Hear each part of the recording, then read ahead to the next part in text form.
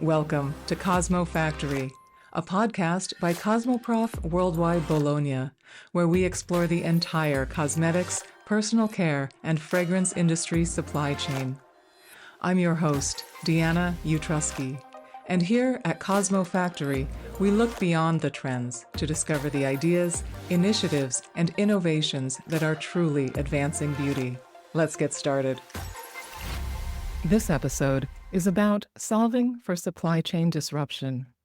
It's about sourcing cosmetic packaging, about how both brands and suppliers are rethinking partnerships, locations, and business tactics. It's also about using adversity as an opportunity to identify and implement strategic shifts. For today's episode of the CosmoFactory podcast, I am speaking with Brandon Frank, CEO of Pacific Packaging Components. Brandon, welcome to CosmoFactory. Thank you. It's great to be here.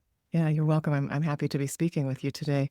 Now, you have what I would describe as a very practical view, thanks to over 15 years of experience that you have in the beauty packaging distribution business, and your view of how the packaging supply chain is evolving on a day-to-day basis as our industry adjusts to new tariff policies and trade developments, I think will be quite informative. Help us, if you will, just get some perspective on the scope and severity of disruption that you're seeing along the packaging supply chain. So I think the biggest area of concern is the tariffs that have been levied directly with China. So that's packaging that is manufactured in China and then imported into the US.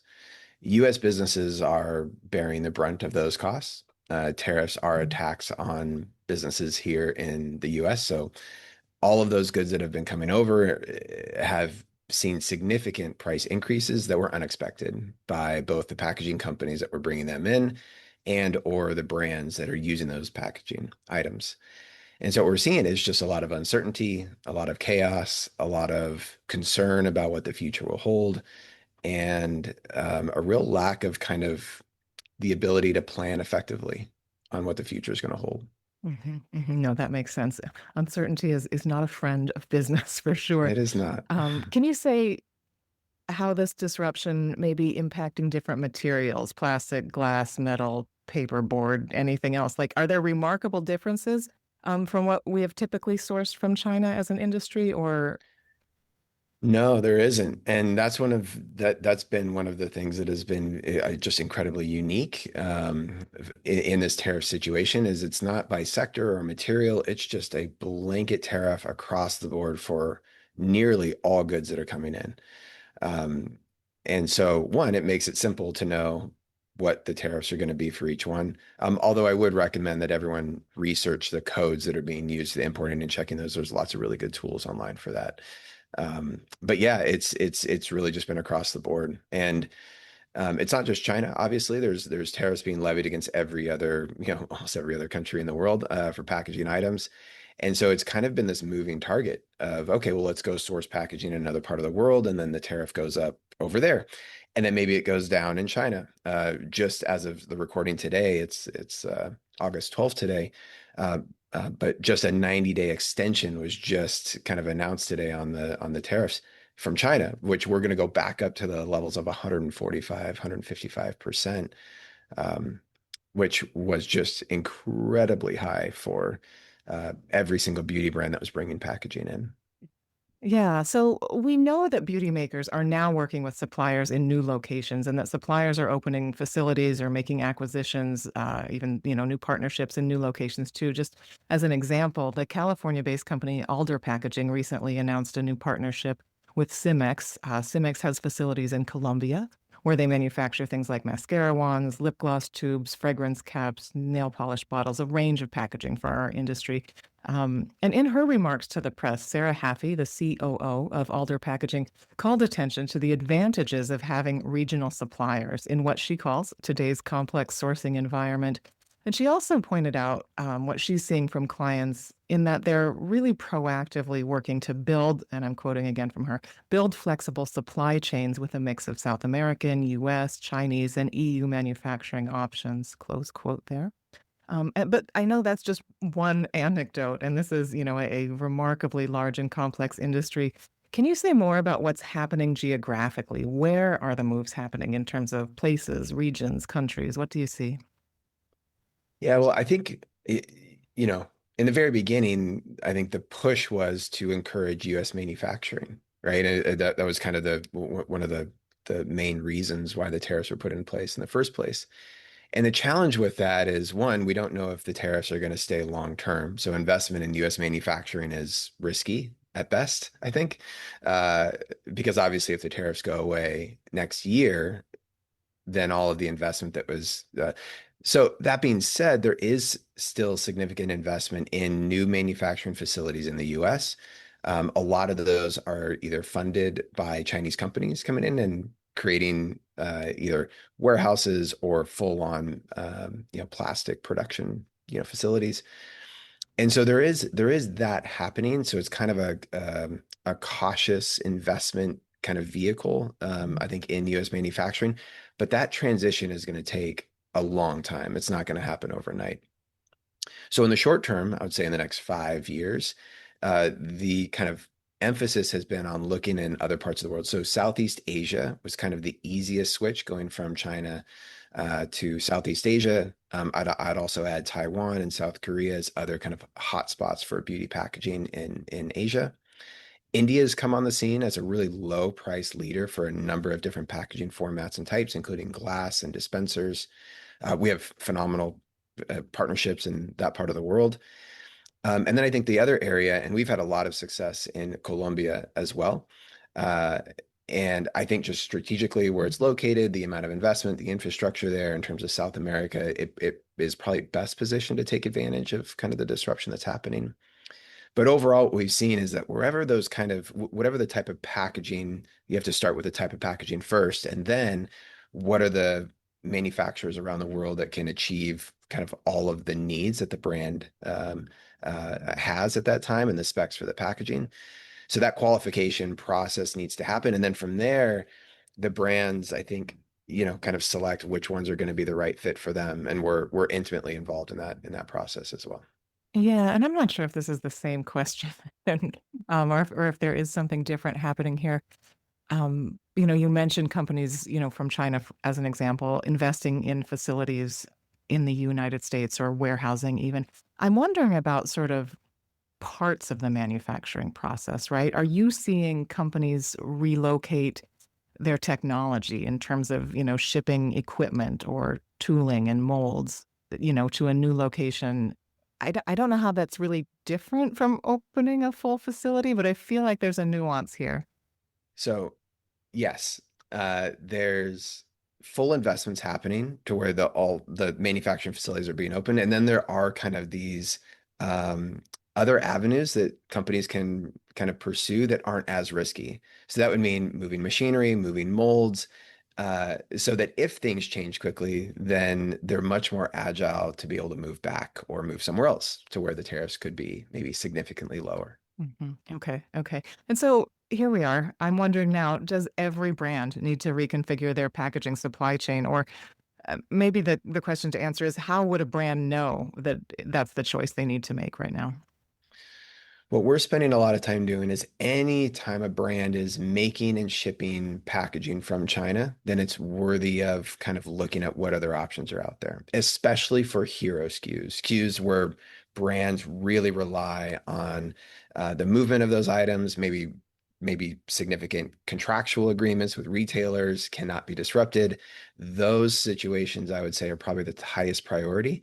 But even if you don't kind of check all those boxes, it's still worth a look of, can I get this someplace else in the world? How much is it? What are the minimum order quantities? What are the lead times? Um, I think all of those things can be kind of worked on while the primary source continues to happen. Mhm. But here's the reality. China has a 20, 30-year head start in packaging engineering, supply chain, uh, in terms of running lower order quantities and highly customized items. very few places on the planet can compete with China, even Yeah. at tariffs that are close to that 30, 50, 145%, just because the engineering, the technology, the knowledge and the expertise just doesn't really exist in other parts of the world like it Yeah, does I in often China. hear that packaging from China is remarkably accurate, and it's just their turnaround time is second to none. Is just anecdotally, I hear these comments all the time. Yeah, and it makes moving some items away from China impossible right now.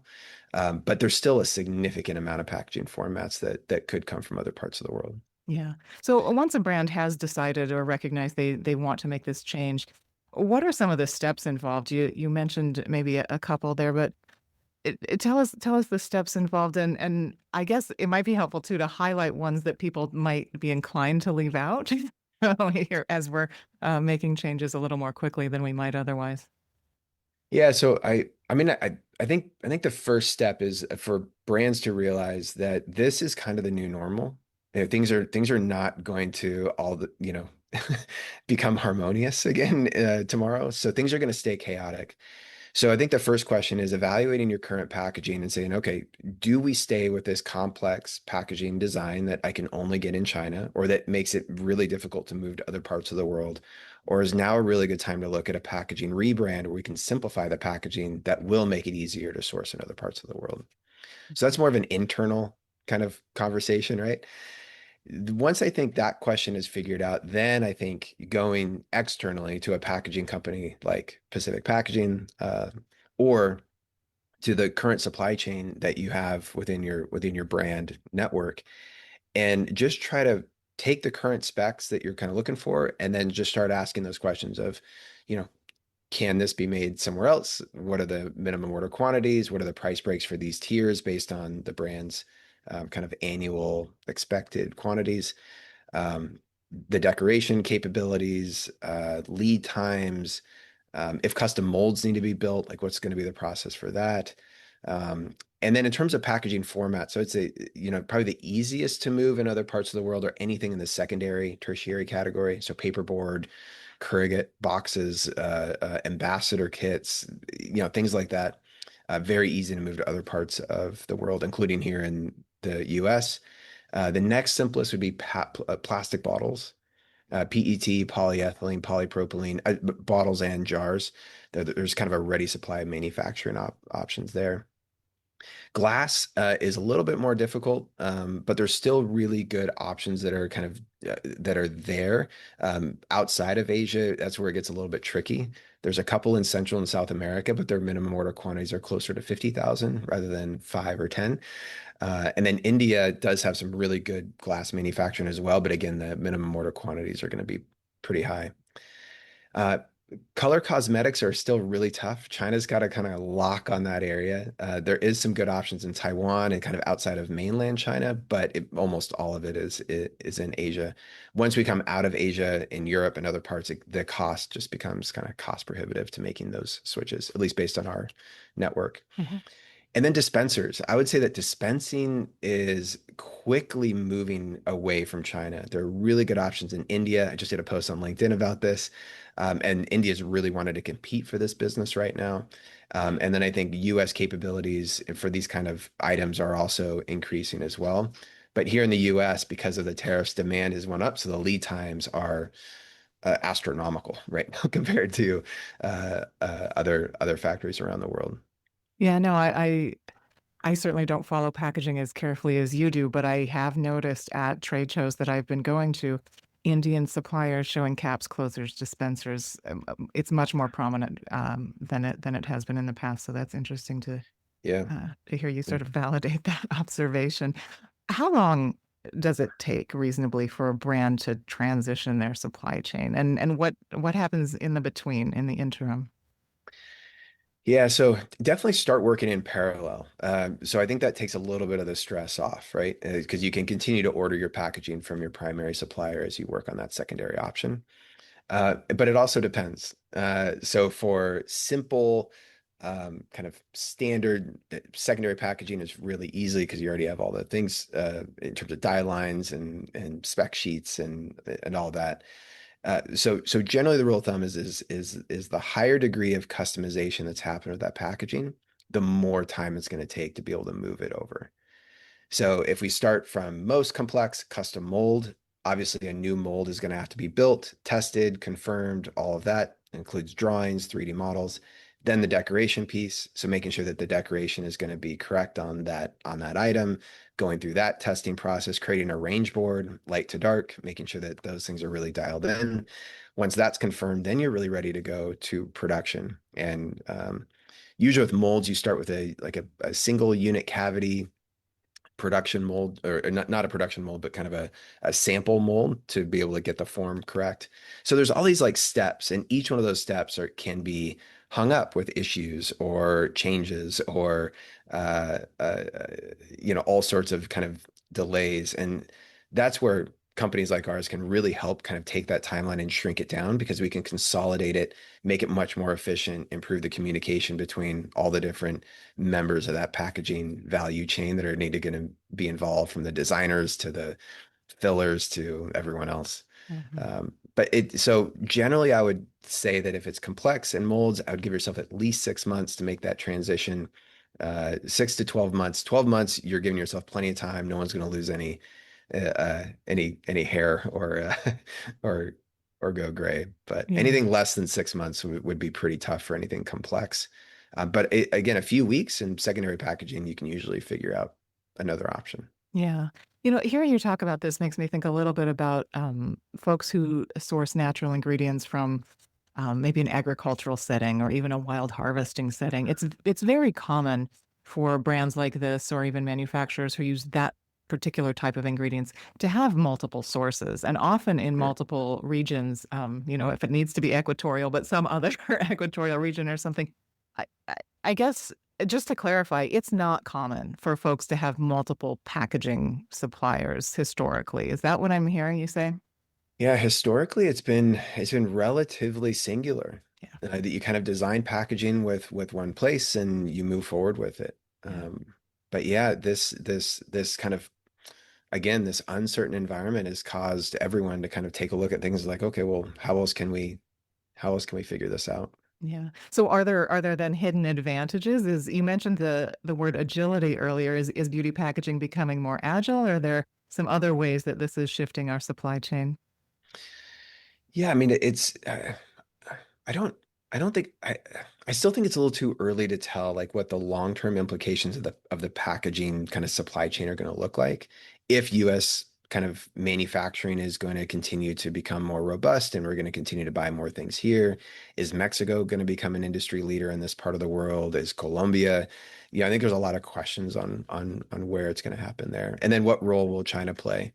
Um, you know, I think they've told me in my talks to the factories, like they've realized that US is no longer a reliable trading partner, and so they're looking in other parts of the world to be able to supply packaging to them, which I think is just happening at a faster rate. So I think there's so many different dynamics here from so many different views, and I'm in a really unique place because I talk a lot with the brands and come up with strategies for them on how to solve these problems. But I'm also very, very close with the, 300 or so suppliers in our packaging network in terms of what are they doing? What are the strategies? And every day I'm on WeChat throughout the night with different Chinese factories of what's going to happen. And so we're all trying to figure this out. And that's how I like to kind of look at it is like, okay, here's kind of the problem. Let's pull alongside each other and look at this problem and come up with strategies to be able to bring the most value to our clients, which are the brands, while also honoring the Mhm. partnerships of our manufacturing partners to Sure. keep their machines running. Sure. And before this disruption, um, I would say that the beauty packaging industry as a whole was very much focused on solving challenges around environmental sustainability. Yeah. I'm wondering if progress here has stalled. I know we can't really separate this moment in beauty packaging history from what's happening because of the tariffs that have been imposed. But are you seeing progress in the sustainable beauty packaging space? Yeah, there is progress, but just like we saw in COVID, anytime there's kind of a big disruption or costs or lead times or just the practicalities of the business today become difficult, sustainability takes a back seat. And I think we're seeing something similar in that regard. There are some kind of uh, highlights or good things that are coming out of this. For example, I mentioned Colombia earlier, Yeah. but they're largely powered by hydroelectric. It's really hilly in Bogota, Mhm. especially, and so a lot of the electricity for these factories are very clean. Also, their domestic supply of recycled content is some of the best in the world because they have government subsidies and incentives to use plastic recycled content from the country. So in this kind of exploration of other parts of the world, there's kind of these other pieces while we look for sustainable packaging materials that we didn't really fully utilize before too. So what I would encourage all of us to do is as we're going through this kind of chaotic searching for new vendors or suppliers or secondary or whatever, that we just keep it a part of the discussion because we might be surprised in what we find. Yeah. Yeah. Well, Brandon, I really appreciate your candid perspective on all of this and for all the information you've shared. Thank you for being a guest on the Cosmo Factory podcast. It's my pleasure. Thank you. Thank you so much for listening. If you find the Cosmo Factory podcast useful, please take a moment to leave us a 5-star review and share your thoughts so even more cosmetic industry professionals can discover the Cosmo Factory. I'm Deanna Utrusky. Please join me again next Tuesday for a new episode of the Cosmo Factory podcast.